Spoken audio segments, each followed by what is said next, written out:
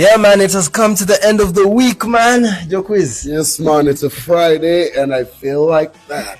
Yeah, man, football is back. We are here. Not football we are is ready. back, bro. Vibes. Turn up. It's about time. It's festive season already. Yeah, man. We are turning up responsibly. So now can we say that it's right for us to play Christmas songs right now?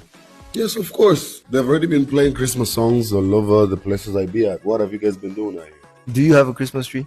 Actually, no. Are you going to put up one? No, bro. My Christmas is not the norm from America or UK.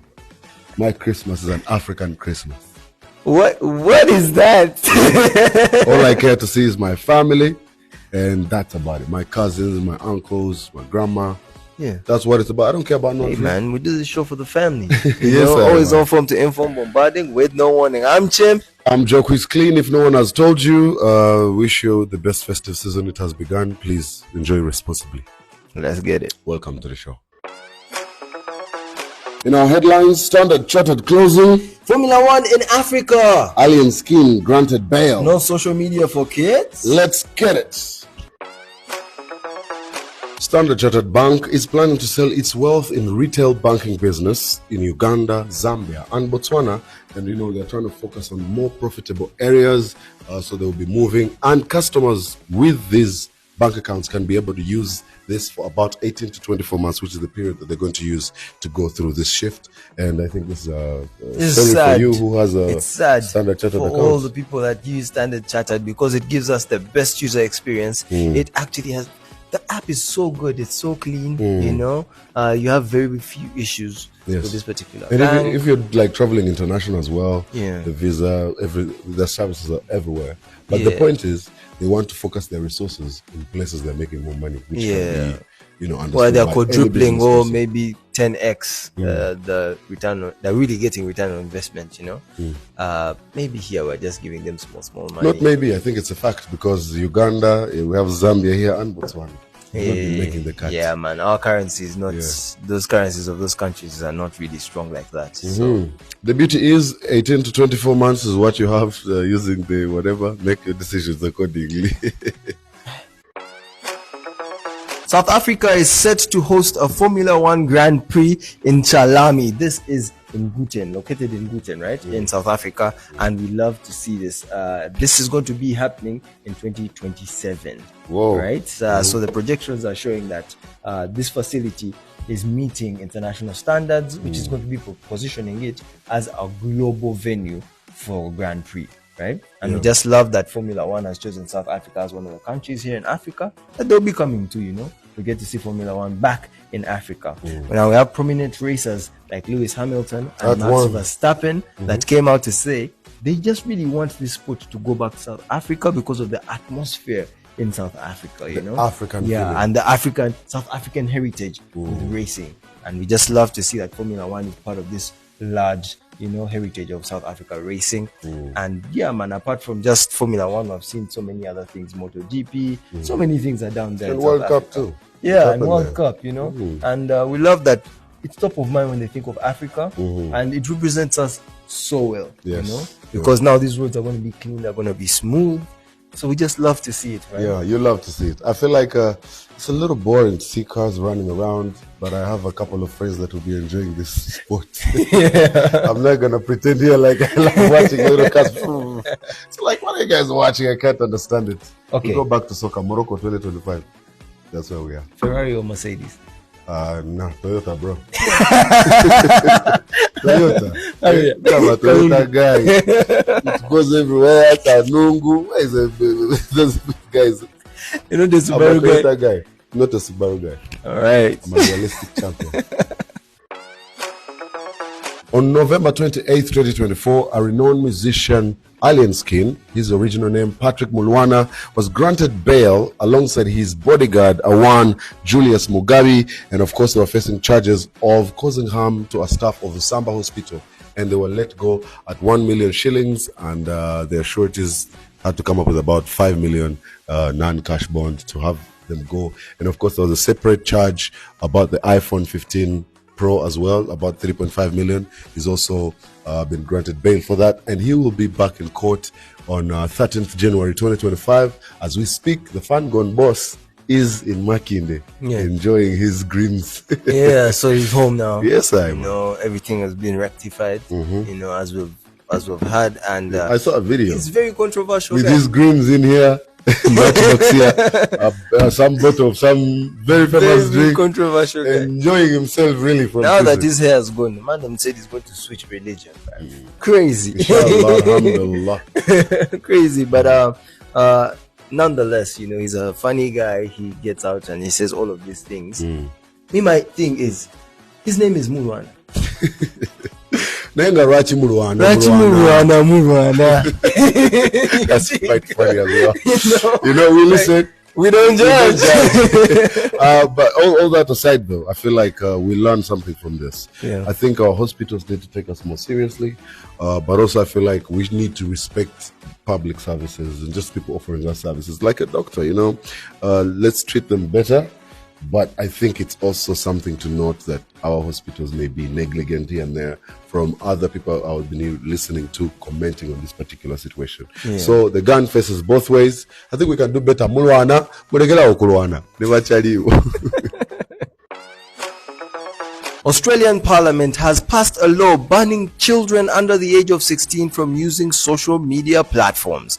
Now, this one has been in the pipelines for a very long time, and the Australian government has won, and they are saying for those platforms that do not have this verification, you know, and you have kids that are below the age of 16 on the social media platforms, they are going to be fined for as high as 50 million Australian dollars. Wow. Yeah, and that's a lot of money, man. That's a lot of money. Yeah, so they're looking at Australia being free of underage social media users within 12 months. So at the same time next year, that's the country that they're looking at. And they're saying that they're doing this to reduce the impact of social media on the mental health of the children in Australia. I feel like for mental health, we just need it to help all of us, not just children. But I guess we save the children. And we shall be all right, you know. I feel like other countries should come through. And I'm happy about, you know, what Uganda has done on social media over time. I feel like, you know, we don't have sites in Uganda anymore. They kind of banned them. I feel like these steps actually help. Yeah, the firewalling and all of that is really good. And kids should be kids. Let them play with their children's stuff. And I love YouTube for this, which actually YouTube was excluded from this because of its educational purposes. But I like that YouTube is very heavy on children. They even have a children version of YouTube. Yeah, now there's a fine line because now we understand as much as there's social media, there's also now content media. And different platforms are being regarded as content media platforms, as YouTube, Twitch, and TikTok could make it to the content media space. So this one here is going to be a tricky one. Who falls where and what goes where, you know? And critics are saying, you know, prohibiting the kids from this, you know, is only going to make them lag because the whole world is going ahead. And then only in Australia is where you're saying that these guidelines have to be followed and these restrictions have to be there. You know, it's going to be a tricky situation. Yes, and every government has to have their opinions towards things like this.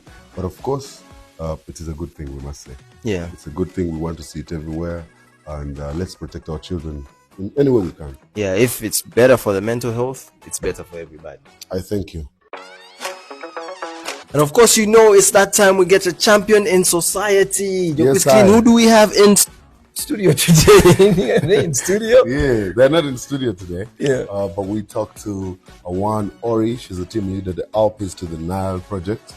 This is not a champion of just society, it's an international society champion. And I think they're doing great work. It's an art exchange of artists between, you know, Europe and Africa, but in particular, the Swiss Alps. We'd love to see it. Yeah, let's get to talk about it. Greetings and thank you for watching. You're watching NBS Culture Connect. My name is Jocris Clean. As we do every day, we bring a champion out of society right here on NBS Culture Connect because we love to celebrate them. We try to know them a little bit more. Today we do have a leader by nature, honestly. From when I met her, she's been leading the Alpes to the Nile project. We're going to get to know that. But right before that, we get to know a little bit about her as well. How you doing, Ori? How are you? I'm good. I know you as Ori, but if you don't mind, your real name and just a little bit about, like, Where did you grow up? Who is Ori? Okay, I mean Ori is fine. My full name is Oriana, but Ori is cool. Nice. So I'm from Geneva, Switzerland. My parents it's a multicultural background. So my dad is British, my mom is Spanish. But that's very normal in Geneva. Everyone is from different places. Right. Yeah. And but see. That's why you had like Korean, Colombian. Yes, we have so many cultures here in the camp. Jamaican, Norway, Sierra Leone. We have so many. I think in total we have like 14 nationalities, which is crazy. Yeah. Nice. Yeah, but that's normal in Switzerland. I grew up in Geneva in Switzerland, and then I went to study in the UK, but I did international relations, and then I worked at the UN for about 4 years. And then, music has its way of getting to you in the most unexpected ways, right? And it just came calling, and I was like, okay. You picked up the call. I picked it up. I thought it was a good one, so I was like, okay, let's go. And yeah, I've been in music for just under 2 years. Under 2 years. Yeah. Yet you're leading a project with so many talented artists, and I feel like you've been doing a great job so far. We have just a couple of days to go. Just tell me a little bit more about the Alpiz project itself. Okay. Alpiz to the Nile project. Yes. So I came to Uganda in January to, network, meet a bunch of different people. And actually the first person I met was Axon. And you see the gala beauty there? And we got on really well. We started having loads of ideas bouncing off each other for different project ideas. And we saw each other a few times. And then we actually started constructing the project. We had different ideas initially, and the residency was the one that came kind of at the end. But it was definitely the most solid one. And it took about like 8 months of planning. And finally, here we are. Finally, here we are. Who is your best Ugandan artist and African artist? Let's just say, who is your best African artist, but Ugandan inclusive? Not one. You could give me like 3, 2, 4. Oh, man. Okay, the ones you love. Let's make it complicated. Let's make it I would say, my absolute favorite is Apas. He has a very special place in my heart. His music gets us moving and stuff, and it's great. Joshua Baraka is just killing it. Elijah Kitaka is killing it. But I must tell you that Liko Banji, I really like her music. That's 4. Do I have to give another one? I love that list already. Let's leave it at that. I love the list, and I love that you already have personal preferences and stuff like that. Thank you so much for sharing with us. Is there something from Switzerland, something a little cultural, could be a saying, could be a food, could be a greeting that you guys like, that you'd like to transmit to Africa? Oh, cool. Okay. Let's say maybe the equivalent of Kale in Uganda. So in Switzerland we have many languages, right? But the one in Swiss German would be Ishkwet. Ishkwet, Kale. Ishkwet. Kale to mean bye or okay or to mean chill. We're good. We're chill. Good. Ishkwet. Ishkwet. Yes. Ishkwet.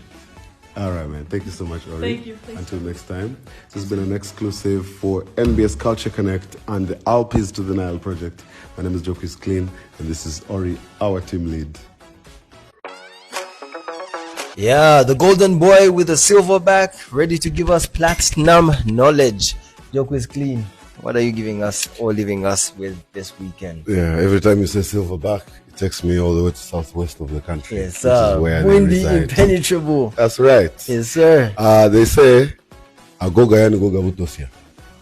That you may think is not enough may actually make the color, that paste. Oh, you can make it watery. So they're trying to say that don't disrespect a champion. You never know what he's capable of. Yeah. So who you may think is not going to, may be the one to. Yeah, don't underestimate nobody. I thank you. Yes, sir. Is that good for today? Yeah, that's a nice one. Big blessings. Don't underestimate this weekend because it's going to be a great one, guys. All right. My name's Champion. Jocus Clean, Champion Style, Elevation Style. We're there, so. Yes, sir.